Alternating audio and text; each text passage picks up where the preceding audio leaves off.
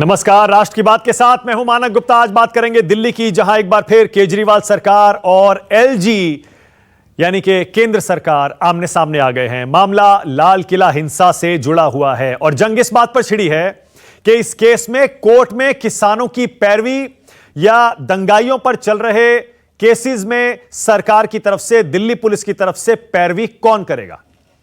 दिल्ली सरकार ने वकीलों का एक पैनल बनाकर मंजूरी के लिए लिस्ट एलजी अनिल बैजल के पास भेजी थी। दिल्ली सरकार के वकीलों की लिस्ट एलजी ने खारिज कर दी और अपनी तरफ से पुलिस के वकीलों की एक नई लिस्ट दिल्ली सरकार को भेज दी, जो दिल्ली पुलिस ने पहले तैयार की थी।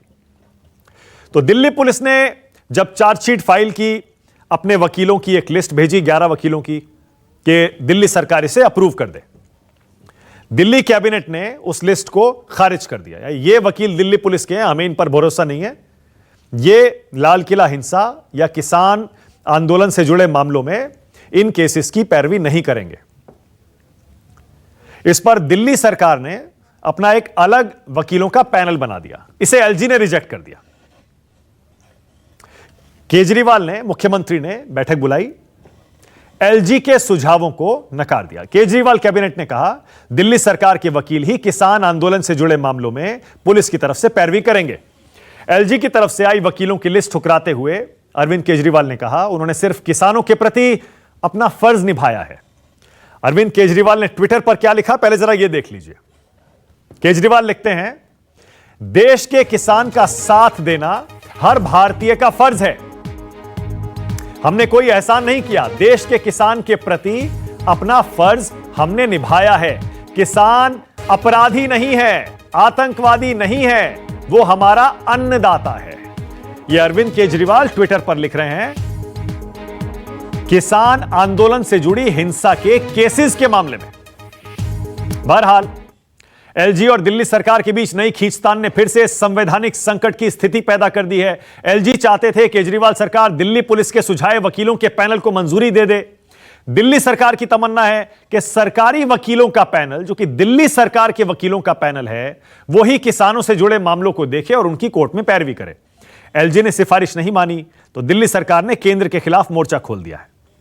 राष्ट्र की बात में बिल्कुल ऐसा ही, आपको याद होगा, दिल्ली के दंगों के समय भी बिल्कुल यही हुआ था, यही झगड़ा। दिल्ली पुलिस ने चार्जशीट फाइल की थी दिल्ली दंगों के मामले में। तब दिल्ली पुलिस ने कहा कि हमारे खास वकील इन केसेस की पैरवी करेंगे। दिल्ली सरकार ने कहा नहीं, हमारे वकील इन केसेस की पैरवी करेंगे। इसीलिए आज राष्ट्र की बात में हमारा सवाल बड़ा सीधा है, दिल्ली दंगों और किसान पर क्यों भिड़े पीएम और सीएम, यानी केंद्र सरकार और दिल्ली सरकार, और दंगाइयों को कौन बचा रहा है।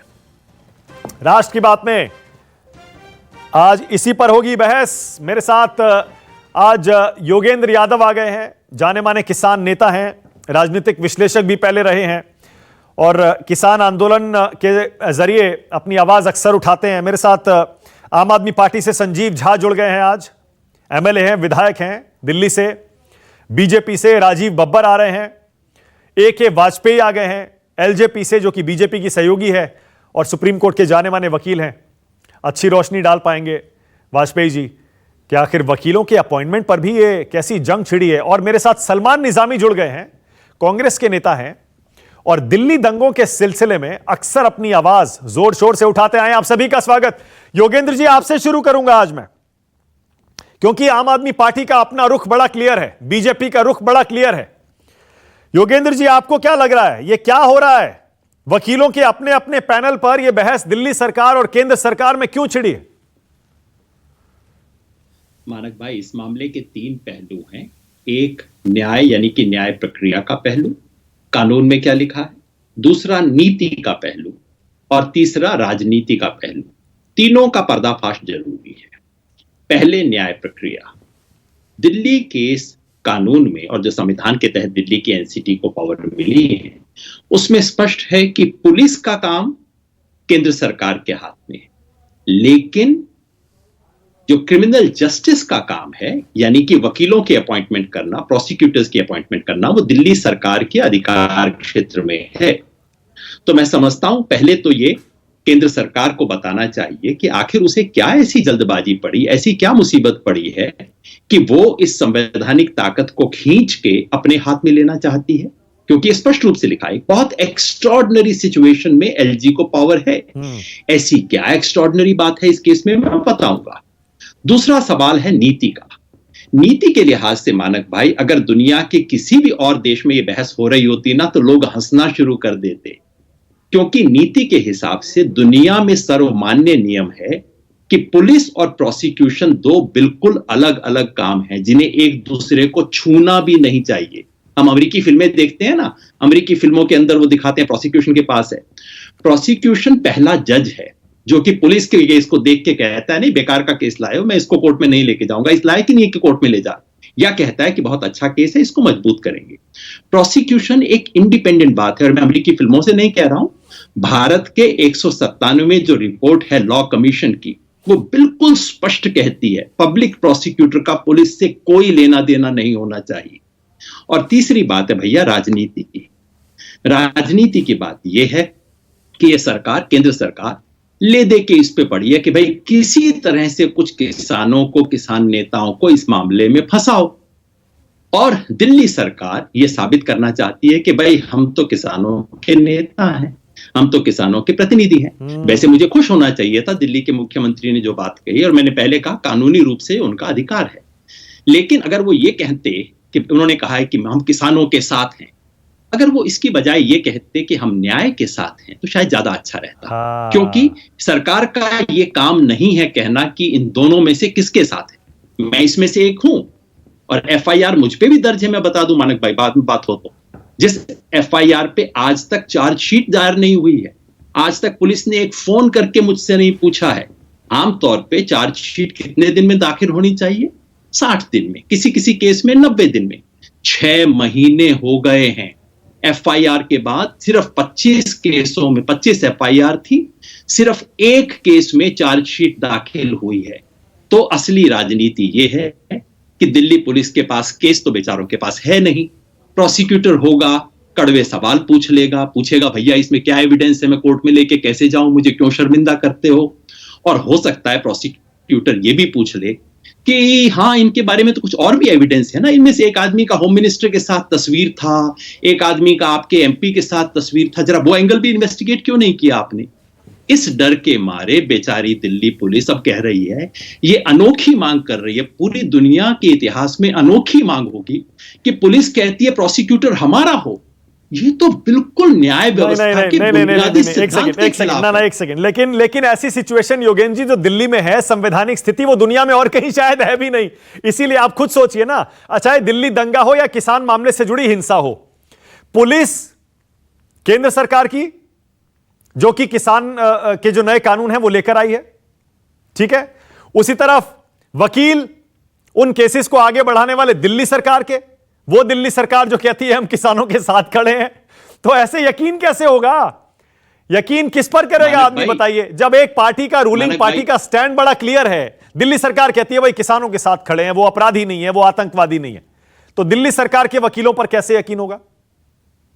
मानक भाई, आपने सिर्फ एक सरकार का नाम लिया और कहा कि उसका स्टैंड क्लियर है। अगर आप ये भी कह देते कि केंद्र सरकार का भी स्टैंड पहले से क्लियर, उसका भी क्लियर है ना, उसका भी क्लियर है, दोनों का क्लियर, दोनों ही क्लियर है। हाँ, दोनों क्लियर। ये जो आपने विचित्र अवस्था आपने बिल्कुल ठीक बताया कि दिल्ली के केस में बड़ी विचित्र अवस्था है। आमतौर पर हर राज्य में क्या होता है कि जिसके हाथ में पुलिस है उसी के हाथ में पब्लिक प्रोसिक्यूटर भी होते हैं, जिसके कारण न्याय के बुनियादी सिद्धांत का हर प्रदेश में उल्लंघन होता है। जो मंत्री, जो सरकार पुलिस को करती है वही सरकार प्रोसिक्यूटर को करती है। पुलिस की मर्जी के प्रोसिक्यूटर हर जगह अपनाए जाते हैं, जिसकी वजह से न्याय के सिद्धांत का उल्लंघन इस देश में लगातार होता है। लॉ कमीशन और जजेस बार बार उस पर टिप्पणी कर चुके हैं। संयोग से इस विचित्र अवस्था के कारण यह हो गया जो कि हर जगह होना चाहिए, यानी कि पुलिस और पब्लिक प्रोसिक्यूटर्स का एक दूसरे से कोई संबंध होना ही नहीं चाहिए। यह न्याय का एलिमेंट्री सिद्धांत है। मैं आपको कितने कोटेशन दे दूं। तो दिल्ली की विचित्र अवस्था की वजह से वो चीज हो रही है जो कि हर राज्य में होनी चाहिए। दरअसल वो ठीक है, चलिए मैंने मान लिया वो बड़ी डिबेट है। मैं तो आम आदमी की बात कर रहा हूं, न्याय की बात कर रहा हूं। मैं कह रहा हूं जो रूलिंग पार्टी किसान आंदोलन को खुला समर्थन दे रही है, उसके वकील अगर दिल्ली पुलिस के केसेस की पैरवी करेंगे, यकीन कैसे होगा? क्या पता उस केस की हवा निकालने की कोशिश करें, सिर्फ यह साबित करने के लिए कि केंद्र सरकार ने, दिल्ली पुलिस ने झूठे केस लगाए।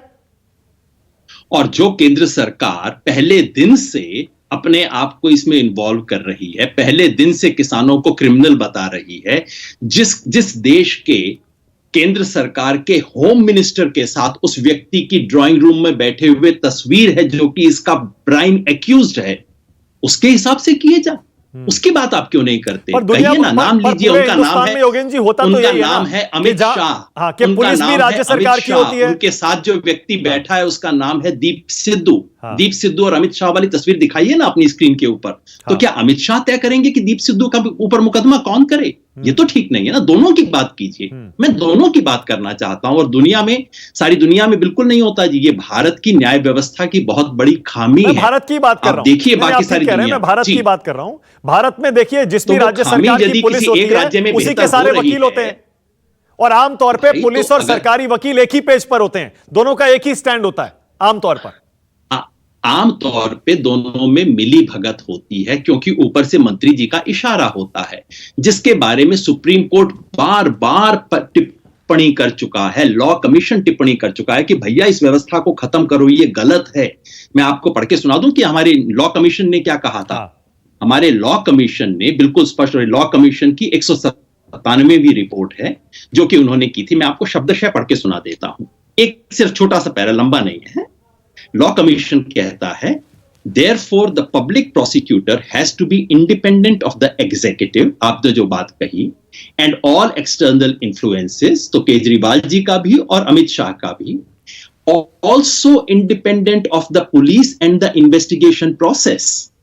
वो साफ कहते हैं, any scheme of appointment of public prosecutor, additional prosecutor, etc. must result in the creation of an independent body of prosecuting officers, free from the executive and all external influences, free from police, and must be able to enforce the rule of law without fear or favor, advance public interest in punishing the guilty and protecting the innocent। ये काम है भैया। तो आपको तो स्वागत करना चाहिए कि चलिए, एक विचित्र अवस्था की वजह से इस देश में पहली बार तो ये हो रहा है, पब्लिक प्रोसिक्यूटर इंडिपेंडेंट है पुलिस से। आपको तो ताली बजानी चाहिए, आपको तो स्वागत करना चाहिए और कहना चाहिए कि राजस्थान में भी हो, ये उत्तर प्रदेश में भी हो। नहीं, लेकिन एलजी तो यही कह रहे हैं ना। एलजी कह रहे हैं किसान आंदोलन से कोई लेना देना नहीं है इन केसेस का, वो हिंसा से जुड़े हुए मामले हैं। लाल किले पर जो दंगा हुआ, जो तिरंगे के साथ, लाल किले के साथ बदतमीजी हुई, बदसलूकी हुई, अपमान हुआ, उनसे जुड़े हुए केस हैं। ऐसे में दिल्ली सरकार के वकीलों को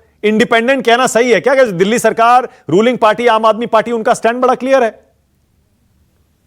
मैं फिर बात देख रहा हूं मानक भाई, तीसरी बार आप केवल दिल्ली सरकार का नाम ले रहे हैं। अमित शाह जी का नाम ले लीजिए ना, छोटा सा नाम है, लेने में कितनी परेशानी थोड़ी होगी आपको।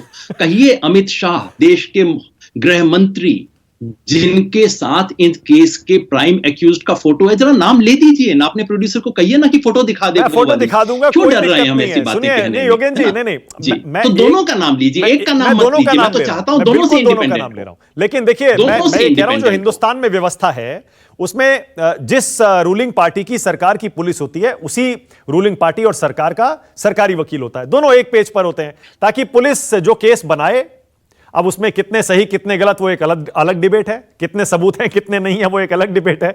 लेकिन आमतौर पर जो सरकारी वकील होता है, पुलिस के केस को आगे बढ़ाता है और पुलिस के केस के साथ खड़ा होकर कोशिश करता है आरोपियों को सजा मिले। ये हमारे देश की व्यवस्था नहीं है, ये हमारे कानून में नहीं है, ये हमारे कानून का सत्यानाश है जो कि किया गया है सब जगह पे। इस कुव्यवस्था को आप भारत की व्यवस्था मत कहिए।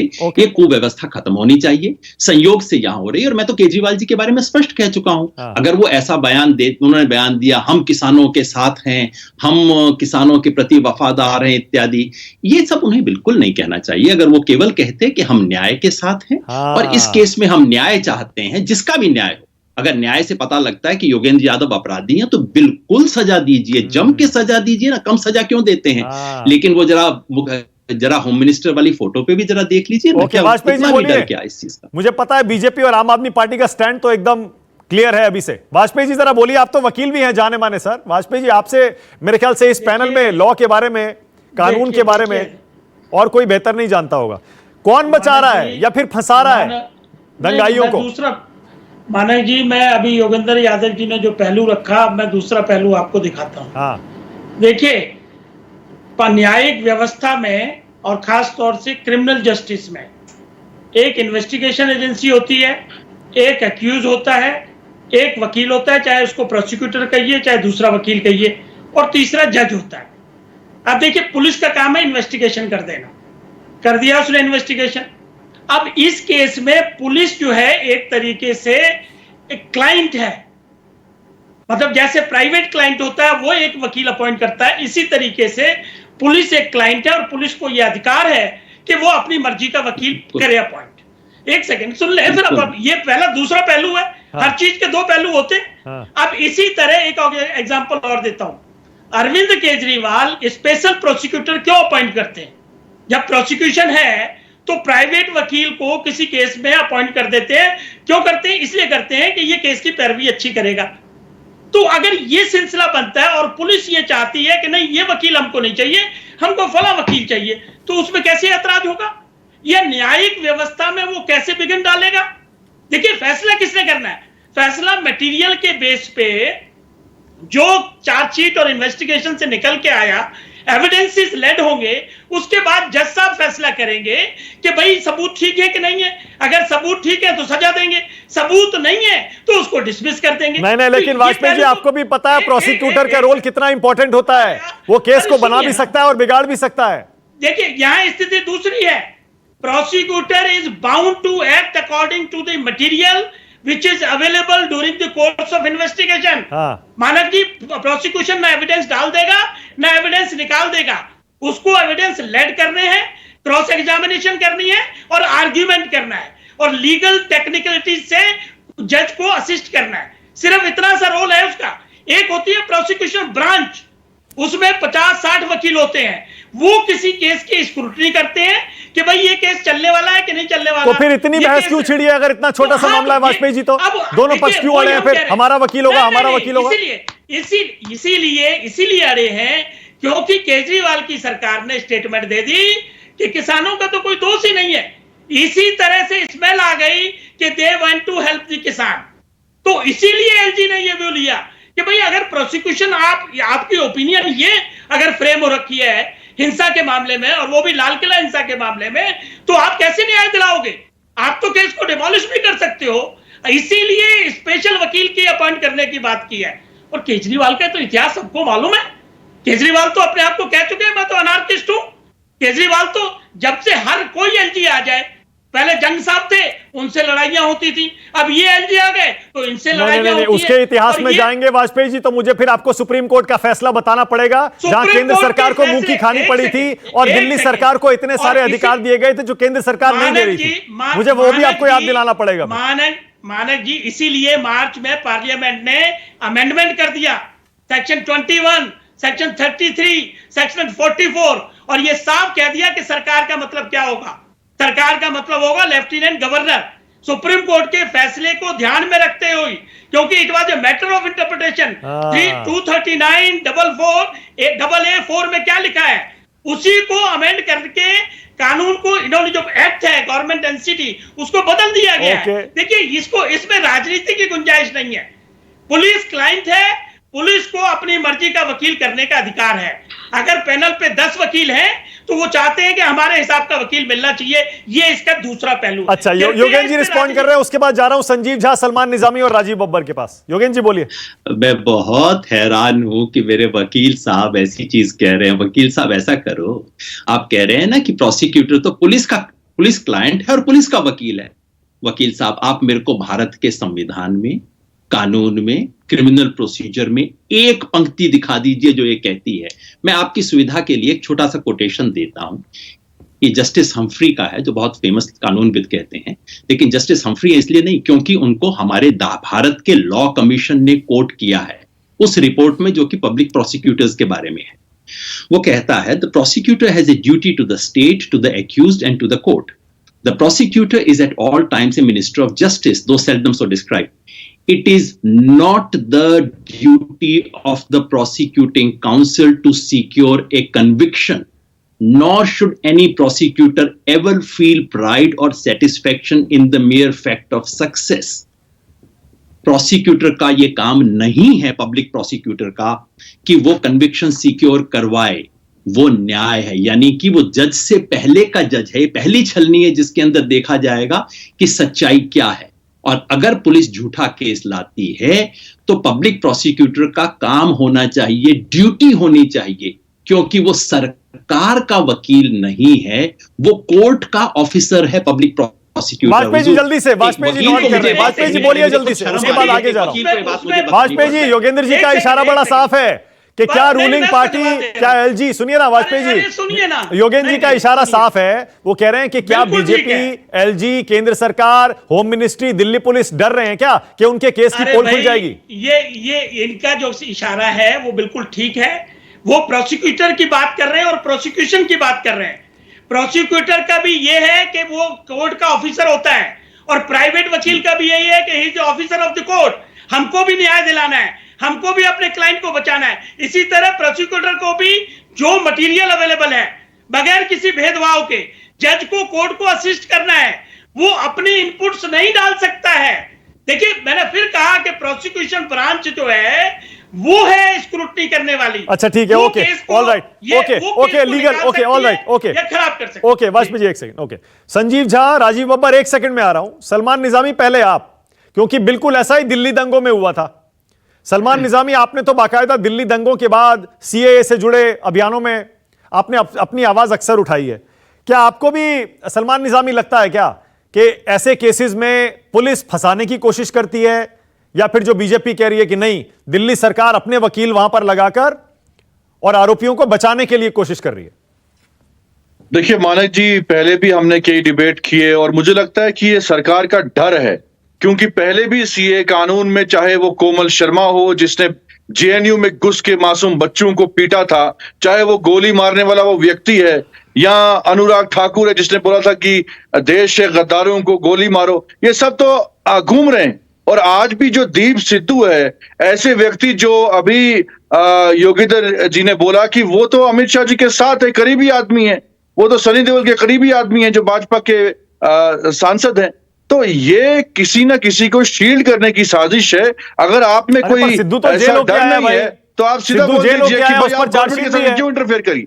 हर देखिए, हम डेमोक्रेसी में रहते हैं। आपने एक इलेक्टेड सरकार को आप मौका दीजिए, जैसे हर राज्य में होता है कि भाई सरकार, वहां भी आपने सरकार के पीछे पड़ गए, आप यहां भी आप पड़ गए, वहां भी इंटरफेरेंस आपका है। अपने लोगों को जो है बाहर रखेंगे और जो गरीब जो बेकसूर लोग हैं उनको जेलों के अंदर रखेंगे। अभी भी कई मासूम लोग हैं, इशरत जहां अभी भी जेल के अंदर है, वो सफूरा जरगर थी, एक प्रेग्नेंट गरीब महिला थी, उसको जेल के अंदर रखा। तो ये जो है सरकार जो है उन लोगों को शील्ड करना चाहती है जिनको प्लान किया गया था इन प्रोटेस्ट को कमजोर करने के लिए, इन प्रोटेस्ट को बदनाम करने के लिए। पहले भी यही हुआ और अब भी यही हो रहा है। तो ये साफ जाहिर होता है कि सरकार लोगों को बचाना चाहती है। राजीव बब्बर बोलिए, आप किसानों को फंसाना चाहते हैं, उनके आंदोलन को बदनाम करना चाहते हैं, और वहीं दिल्ली दंगों में भी आपने वही किया था, इसीलिए आप अड़े हुए हैं कि दिल्ली पुलिस का वकील ये केस लड़ेगा। देखिए, मैं सबकी बात बहुत ध्यान से सुन रहा था।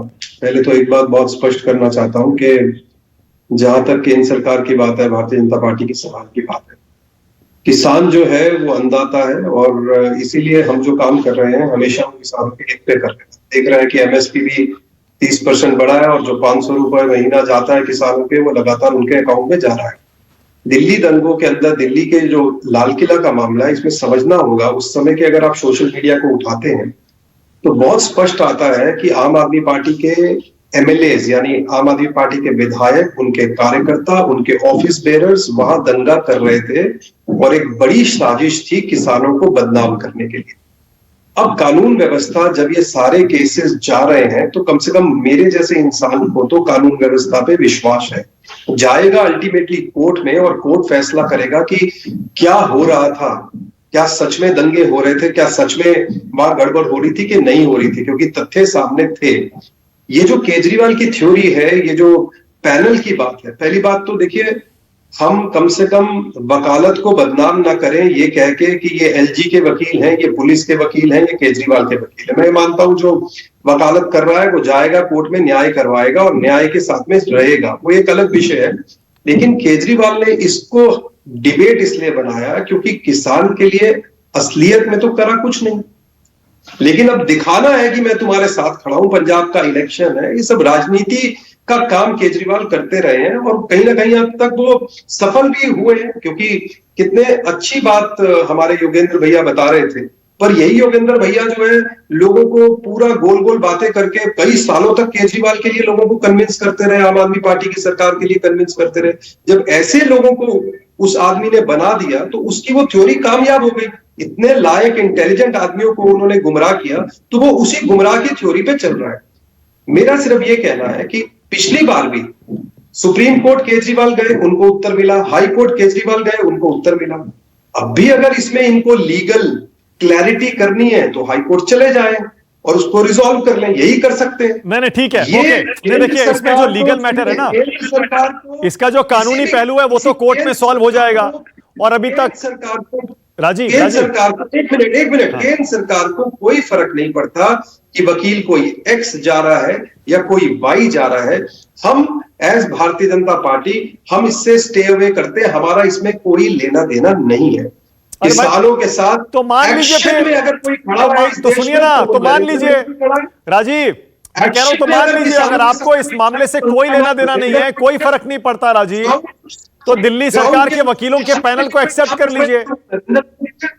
अगर लोगों को किसानों को सहायता दी है, अगर किसानों के साथ में खड़ा हुआ है तो वो नरेंद्र मोदी है, हम खड़े रहेंगे। ठीक है, आंदोलन करने वाले किसानों का हम सम्मान करते हैं, किसानों का, लेकिन किसानों के रूप में अगर आम आदमी पार्टी के भेड़िए इस देश को डिवाइड करने का काम कर रहे हैं तो वो न्यायिक व्यवस्था सामने लानी चाहिए, आनी चाहिए, और कम से कम मैं न्यायिक व्यवस्था में विश्वास है। ओके संजीव झा, आप दंगाइयों को बचा रहे हैं। योगेंद्र जी अभी मत जाइएगा, एक कमेंट और लूंगा मैं आपसे, उसके बाद जाइएगा। संजीव झा, आप दंगाइयों को बचाना चाह रहे हैं, अपनी राजनीति चमका रहे हैं, किसानों के मसीहा बनना चाहते हैं, इसीलिए देखिए आपने इस मामले को राजनीतिक बना दिया। सीधा सीधा मैटर था। अगर अरविंद केजरीवाल वो ट्वीट ना करते, योगेंद्र जी बोल रहे हैं कि किसान अपराधी नहीं है, आतंकवादी नहीं है, हम उसके साथ खड़े हैं, न्याय मांगते ना। राजनीतिक डिबेट क्यों शुरू कर दिया आपने? ये देखिए मानक जी, राजीव बब्बर एक बात और एक कदम और आगे बढ़ के, और उन्होंने कहा कि आम आदमी पार्टी के विधायक और कार्यकर्ता दंगे करा रहे थे। यानी जो बात दिल्ली पुलिस नहीं लिखी अपनी चार्जशीट में, जो बात दिल्ली पुलिस नहीं कह रही है, वो इस बात की जानकारी राजीव बब्बर के पास है। तो इनकी मंशा क्या है आप इससे समझ सकते हैं। दूसरी बात, इन्होंने कहा कि केजरीवाल ने किसानों के लिए कुछ नहीं किया इसलिए दिखावा कर रहा है। आप कर लीजिए, मौका तो आपके पास था ना। आज 8 महीने से किसान सड़क पे बैठा हुआ है, कुछ ऐसा कर लेते कि किसान अपने घर जाते, किसानों को यहाँ शहादत देनी पड़ी। आपके पास तो मौका था, आप कर लेते, हम आपका धन्यवाद करते। आज डिबेट नहीं करते कि आपने किसानों को अपने हाल पे छोड़ दिया, किसानों को बर्बाद कर दिया आपने।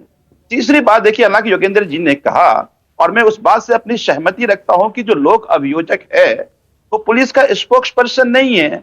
ये बहुत सारे जजमेंट में माननीय सुप्रीम कोर्ट ने भी कहा है, लॉ कमीशन के भी रिपोर्ट है कि जो भी पब्लिक प्रोसिक्यूटर हैं, जिसको हम लोग अभियोजक कहते हैं, उनकी ये जिम्मेदारी है कि स्वतंत्र वैधानिक प्रक्रिया का निर्वहन करें।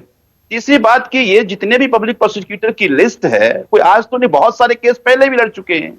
ना तो किसी पुलिस ने कभी कोई शिकायत की, ना तो कोई जनता ने शिकायत की, ना भारतीय जनता पार्टी कार्यकर्ता ने शिकायत किया।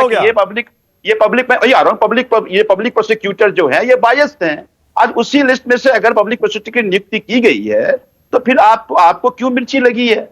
तो इसका मतलब है कि आपके दाल में कुछ काला है और आपकी मंशा कुछ और है।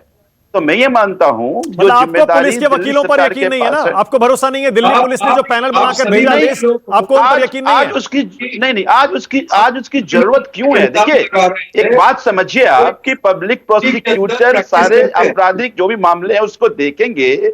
स्टेट के जो मामले हैं सीआरपीसी में ये दिया गया है अधिकार। तो मैं ये मानता हूं कि आज जरूरत क्यों पड़ी है अलग से पुलिस के भेजे गए लिस्ट की वकील की एक्सेप्ट करने की? तो इसका मतलब ये तो साफ क्योंकि दिल्ली दंगों में और साथ ही किसान आंदोलन से जुड़ी हिंसा में संजीव झा, आप बीजेपी के खिलाफ खड़े थे, रूलिंग पार्टी के खिलाफ खड़े थे, दिल्ली पुलिस के खिलाफ खड़े थे। इसीलिए बीजेपी को, एलजी को, दिल्ली पुलिस को आपकी सरकार पर, आपके वकीलों पर यकीन नहीं है। ये कोई हमारे वकील नहीं है, ये पब्लिक प्रोसिक्यूटर्स की लिस्ट ये पहले से है।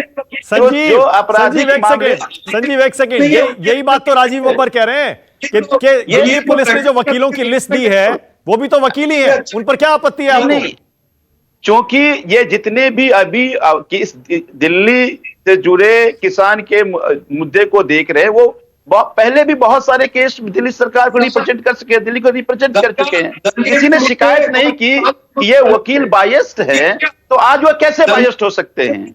बात आम आदमी पार्टी की और भारतीय जनता पार्टी की नहीं है।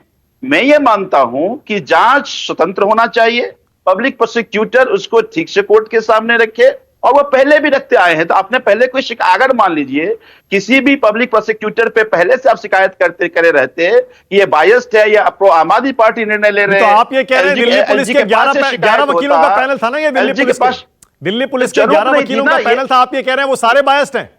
इसकी जरूरत नहीं, क्या जरूरत थी इसकी, जब ऑलरेडी पब्लिक प्रोसिक्यूटर्स की लिस्ट है जो पहले से ही पुलिस को रिप्रेजेंट करती रही है, पुलिस को उनकी शिकायत नहीं थी। अगर दिल्ली सरकार के निर्देशों के तहत काम, संजीव, अगर दिल्ली सरकार के अरविंद केजरीवाल के निर्देशों के तहत वो काम करेंगे, या फिर मान लीजिए जो अरविंद ने ट्वीट किया है उसी से अगर अपना क्यू लेकर अपना केस लड़ेंगे, तो फिर क्या होगा? वही होगा, दिल्ली पुलिस की चार्जशीट की हवा निकालने की कोशिश की जाएगी। देखिए, एक चीज समझिए आप कि आज जो किसान जिस मांग को लेकर सड़क पे बैठा है, उस मांग को हम सब लोग समर्थन करते हैं, क्योंकि किसान का वो मांग जायज है। और मुझे ये लगता है, लेकिन लाल किले पर जो हिंसा हुई उसके दंगाइयों को सजा मिलनी चाहिए या नहीं मिलनी चाहिए? कौन रोक रहा है उसको? अगर कोई भी व्यक्ति अगर हिंसा में शामिल था, हिंसा किया, तो उस पर उसको सजा मिलनी चाहिए। पब्लिक प्रोसिक्यूटर फैसला तो नहीं सुनाएगा ना।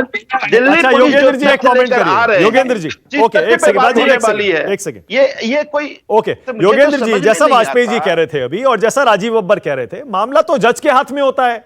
आपको क्या जज पर यकीन नहीं है क्या? अगर मान लीजिए दिल्ली पुलिस के वकीलों का पैनल ही जाके उन केसेस की पैरवी करे, क्या दिक्कत है? जज के हाथ में है ना, सबूत पर है, जज पर भरोसा करिए। मानिक भाई, हमारे देश की जो न्याय व्यवस्था है उसमें दो छलनी है। पहली छलनी है पब्लिक प्रोसिक्यूटर और दूसरा और अंतिम छलनी है कोर्ट। अब उनमें से एक छलनी को क्यों हटा दिया जाए, इसका कोई कारण बताया। अभी मैंने भाजपा के प्रवक्ता को सुना, बड़ी सुंदर बात कह रहे थे, मुझे बहुत अच्छा लगा। उन्होंने कहा हमारा कोई लेना देना नहीं है इस मामले से कि किसके पक्ष में जाए, हमें तो न्याय से मतलब है। मुझे उम्मीद है कि आम आदमी पार्टी और दिल्ली सरकार भी यही बात कहेगी। लेकिन मैं इतना ही कहना चाहता हूं मेरे भाई, अगर आपको कोई मतलब नहीं है, लेना देना नहीं है, तो ये एलजी बेचारे को क्यों लेना देना है? भारतीय जनता पार्टी उनके विरुद्ध एक स्टेटमेंट दे देना कि एलजी क्यों परेशान हो रहे हैं, हमें कोई लेना देना नहीं है। न्याय का मतलब है जो पब्लिक प्रोसिक्यूटर का सिस्टम है उस सिस्टम से जाइए, इसके अंदर कुछ विशेष करने की क्या जरूरत है? हकीकत ये है मानिक भाई, आज हम ये बहस नहीं कर रहे कि किसान के पक्ष में कौन है, विपक्ष में कौन है, वो आप अलग से कीजिएगा, मैं आके उस पर बहस करूंगा। और 26 जनवरी को लाल किले में जाके बेअदबी करना कोई किसान आंदोलन का कार्यक्रम नहीं था, तो इस पर हम बेकार की बहस ना करें। केवल एक बहस है कि ये जो केसेस किए गए हैं, मैं आपसे अनुरोध करूंगा कि आप ये जो 25 एफआईआर हुई हैं अब तक, आप पूछिए कि उस 25 एफआईआर में से 24 पे आज तक कोई चार्जशीट क्यों नहीं है? दिल्ली पुलिस जिसने कहा था हम फेशियल रिकॉग्निशन टेक्नोलॉजी का इस्तेमाल करेंगे, उसने आज तक उस टेक्नोलॉजी को यूज करते हुए क्यों नहीं सबमिट किए टेक्निकल एविडेंस? आप पूछिए कि कोर्ट ने जो बेल ऑर्डर दिए हैं, अब तक कई केसेस में बेल ऑर्डर क्योंकि सबको बेल मिल चुकी है, जजेस ने खाली बेल नहीं दी है, जजेस ने एविडेंस ना होने पर टिप्पणी की है अपने बेल ऑर्डर्स के अंदर। उन्होंने कहा है कि अरे भी जिस आदमी को आपने पकड़ा है उसका तो सीसीटीवी में चेहरा नहीं है, उसका तो कुछ है नहीं। असली बात यह है कि केस इनके पास है नहीं, और इन्हें डर है कि अगर कोई पब्लिक प्रोसिक्यूटर इंडिपेंडेंट आ गया तो पूछेगा भैया इतनी बेकार केस को मैं कैसे कोर्ट के अंदर लेके जाऊं। इसलिए इन बेचारों को जरूरत है कि कोई ऐसा पब्लिक प्रोसिक्यूटर मिले जो आंख मूंद के दिल्ली पुलिस का क्लाइंट, जैसे भाई साहब कह रहे थे, मुझे शर्म आ रही थी कि एक वकील को मुझे बात कहनी पड़ रही है, वो कह रहे थे कि पुलिस क्लाइंट है और पब्लिक प्रोसिक्यूटर उसका वकील है। नहीं भाई साहब, ये नहीं है, वो चाहती है, पुलिस ये चाहती है, और ये शर्मनाक बात है कि दिल्ली पुलिस ये बात चाहती है। हकीकत ये है कि इनके पास या तो एविडेंस है नहीं, यहां ऐसा एविडेंस है जिसको ये सार्वजनिक करना नहीं चाहते। क्या ऐसा कुछ एविडेंस पड़ा है जो पब्लिक प्रोसिक्यूटर मांग लेगा? डर इसका है, इसलिए सारे खेल खेले जा रहे हैं। बोलिए वाजपेयी जी, दिल्ली दंगों में भी और किसान आंदोलन की हिंसा में भी आप सिर्फ फंसाने की कोशिश कर रहे हैं विरोधियों को। अरे नहीं, कोई फंसाने की, यहाँ फंसाने का झगड़ा नहीं है, वो तो क्या बचाने का है?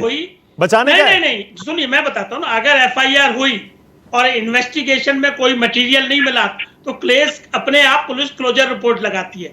यह भी जानकारी होनी चाहिए कि अगर एविडेंस होगा तभी चार्जशीट जाएगी। रोज क्लोजर रिपोर्ट लगती है, रोज एफआईआर होती है, लेकिन कोर्ट से बरी भी होते हैं वाजपेयी जी, चार्जशीट के बाद कोर्ट से बरी भी होते हैं। हाँ, ये वही हम कह रहे हैं, तो बरी भी होते हैं। हाँ। तो प्रोसिक्यूटर ना तो वरी करेगा ना इन्वेस्टिगेशन करेगा। प्रोसिक्यूटर को क्यों इतनी इंपॉर्टेंस बताया जा रहा है कि जुडिशियल सिस्टम का इंडिपेंडेंट काम करेगा?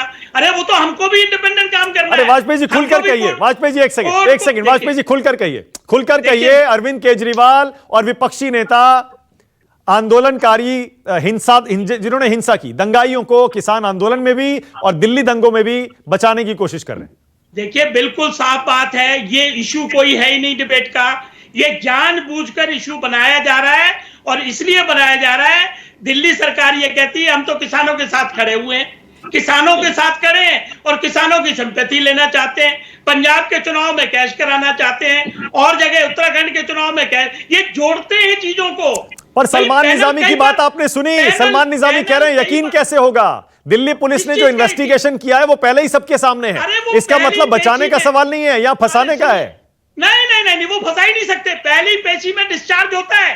अगर चार्जशीट गई, मान लो प्रोसिक्यूशन ने कह दिया कि चार्जशीट मेंटेनेबल है, तो चार्जशीट पहली केस पे ही अक्यूज डिस्चार्ज कर देता है कोर्ट। वो भी प्रोविजन है। जब तक इन्वेस्टिगेशन में कोई मटेरियल नहीं होगा तो केस नहीं चलता। अब बोलिए सलमान निजामी, बोलिए सलमान, क्या दिक्कत है? जैसे मैंने योगेंद्र जी से भी पूछा, जज पर यकीन है ना, न्याय व्यवस्था पर, न्यायपालिका पर यकीन है या नहीं है? सलमान निजामी, अगर पुलिस फंसाएगी भी तो बच जाएंगे।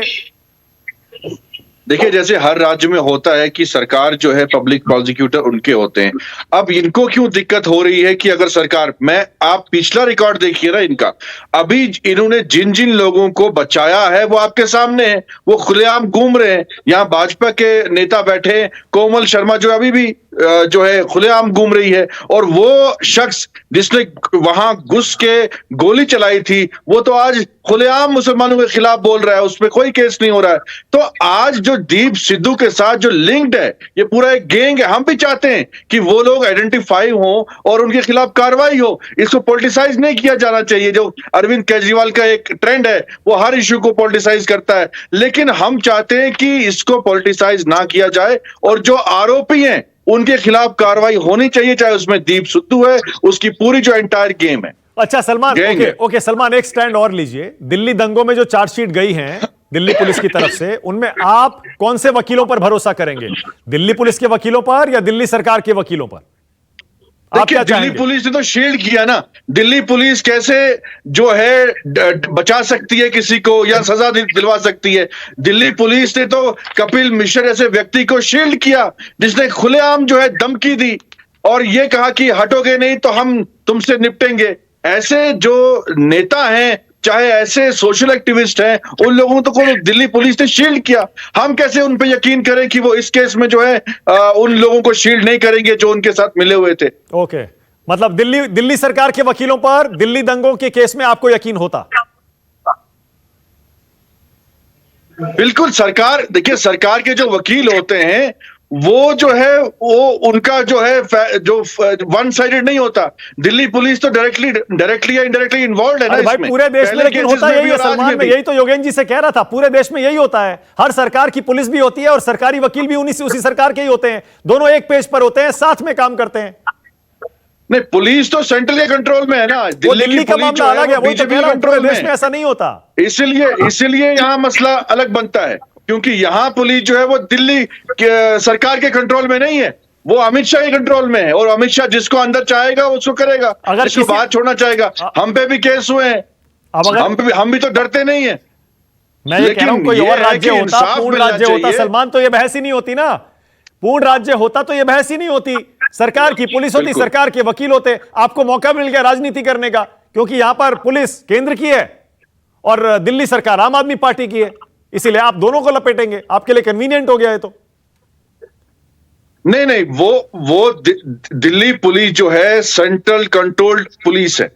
और दिल्ली पुलिस का हमने पहले भी देखा, किस तरह, चाहे जेएनयू का देखा आपने, चाहे जामिया का देखा, किस तरीके से उन गोली मारने वाली गैंग को प्रोटेक्ट किया गया, शील्ड किया गया। बोलिए राजीव और बब्बर। बेकसूर लोगों को अंदर किया गया। राजीव बब्बर वही बोलिए। हाल है किसानों के साथ कर रहे हैं। राजीव बब्बर बोलिए। आप जानबूझकर फंसाते हैं, अपनों को बचाते हैं और फिर अपने वकील खड़े करके केस को सही दिखाना चाहते हैं। देखिए, मैंने जैसे पहले कहा, हम सबको, क्योंकि अभी देखिए योगेंद्र भैया ने कहा कि कम से कम नहीं तो 24 या 25 लोगों को तो बेल मिल गई और कोर्ट ने कहा कि उनके ऊपर केस नहीं बनता है, और बेल ऑर्डर में भी उन्होंने कहा। तो इसका मतलब कहीं ना कहीं देश में सब जगह न्याय व्यवस्था तो कायम है। न्याय व्यवस्था पर हमको यकीन रखना चाहिए। ये जो पॉलिटिकल डिबेट केजरीवाल बना रहे हैं, इसमें कुछ नहीं है। सिर्फ पंजाब में एक स्टैंड लेना है, देखो मैं किसानों के लिए कुछ कर रहा हूं, कुछ नहीं है।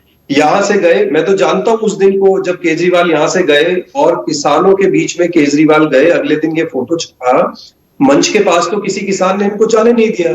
20-25 लोगों के बीच में फोटो खिंचवा के वापस आ गए और फिर ट्वीट कर दिया। तो ये जो चल रहा है, ये मुझे लगता है जनता को समझना चाहिए।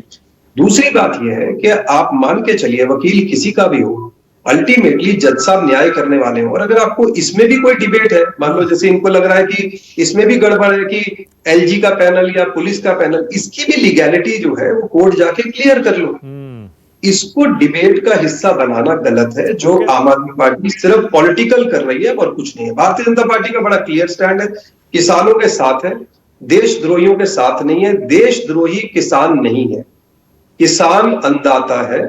किसानों को जिन्होंने बदनाम करने की कोशिश की है, उनको जरूर पकड़ना चाहिए। ओके, इतना मामला मुझे लगता है ये जायज। Okay, very smart.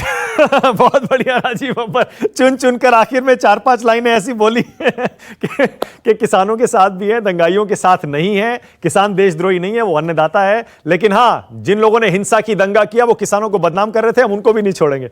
बहुत शुक्रिया आज राष्ट्र की बात में आने के लिए। नमस्कार, मैं हूं मानक गुप्ता। अगर आपको हमारा ये वीडियो पसंद आया हो तो इसे लाइक और शेयर जरूर करें, और हाँ, हमें सब्सक्राइब और फॉलो करना ना भूलें, ताकि आप देश और दुनिया की कोई खबर मिस ना करें। चाहे कोई ब्रेकिंग न्यूज हो या कोरोना वायरस से जुड़ी कोई भी अपडेट, पॉलिटिक्स हो या आपकी जेब से जुड़ी कोई खबर, इलेक्शन की कोई न्यूज हो, कोई कंट्रोवर्सी हो या फिर कोई वायरल वीडियो, सब कुछ मिलेगा न्यूज़ 24 पर। तो जुड़े रहिए हमारे साथ और देखते रहिए न्यूज़ 24।